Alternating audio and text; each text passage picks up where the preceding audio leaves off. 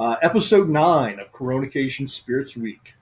First, let me thank everyone for some suggestions to make this a little bit better production. Let me first say that I'm doing this on my laptop, and I do not have a video editor. And what that means is I'm doing all of this in one take, and I do not have the ability to mix sound.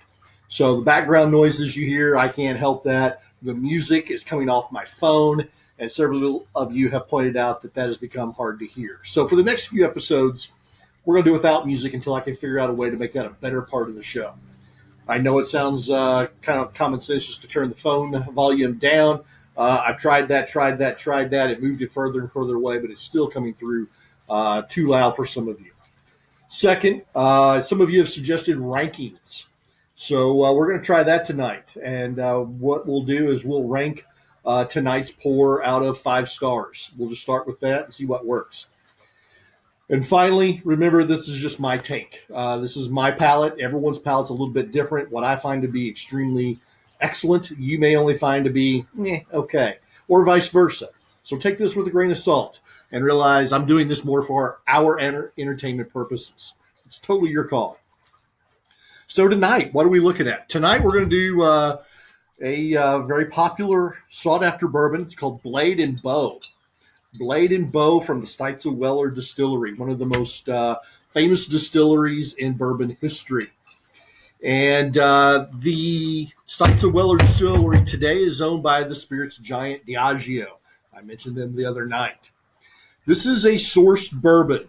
And what we mean by that is we don't know exactly who made the juice.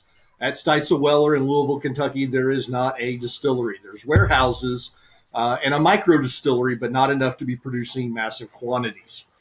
And Diageo will not tell us where this juice came from.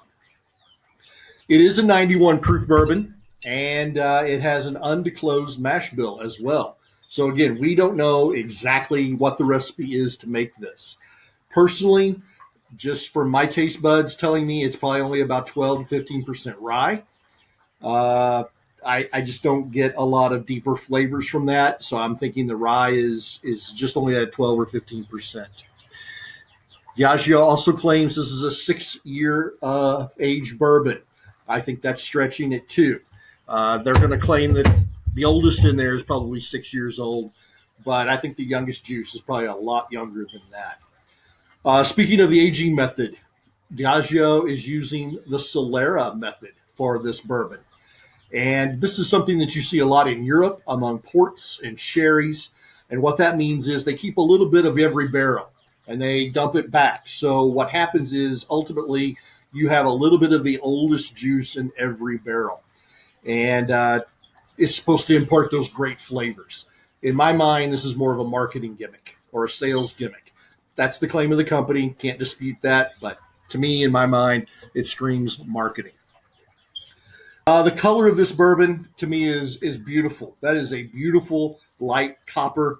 It's very cool to look at. It has a really great sugar line on the glass. It's really good and thick. That should mean that there's a lot of great sugar tastes in here. It should be a sweet bourbon. But as for the nose, it's very light too. Just like the color, very light. And try to think of a way to describe this. This is all I could come up with. It smells kind of like summer. Sunshine and maybe a hay-like smell. Those of you who baled hay, it's got that sweet, grassy smell. It's not a grass smell. It's more of a hay smell. It's more of an aged smell. It's not off-putting. It's just different. And there's a little light fruits in here. Again, maybe some light apples or possibly some white grapes, that type of thing.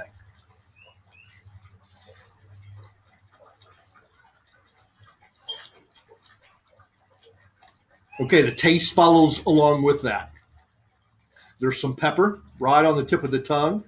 You get some very, very light vanilla cream.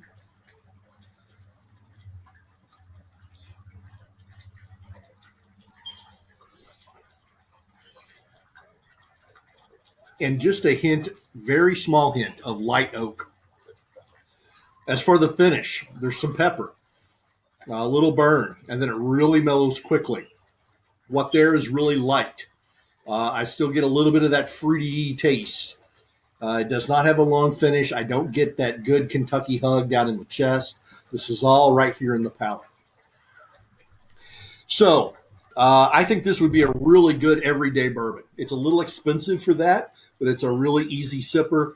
It's a light bodied bourbon. It would be good for those who are getting into the hobby and looking for something a little bit more upscale to drink. This would probably be for them. So my ranking system, again, first time for that. I'm going to say this is a good solid 3 out of 5 stars.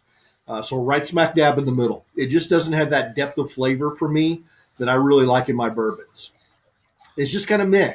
It's not bad. It's a good bourbon, but it just doesn't have the deep flavors that I really look for and I really enjoy.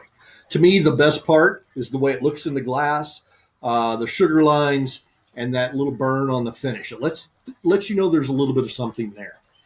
So I hope everyone enjoyed tonight. Hope you pour yourself a glass while we do these. Hope everyone is happy and safe. Peace and happy pours.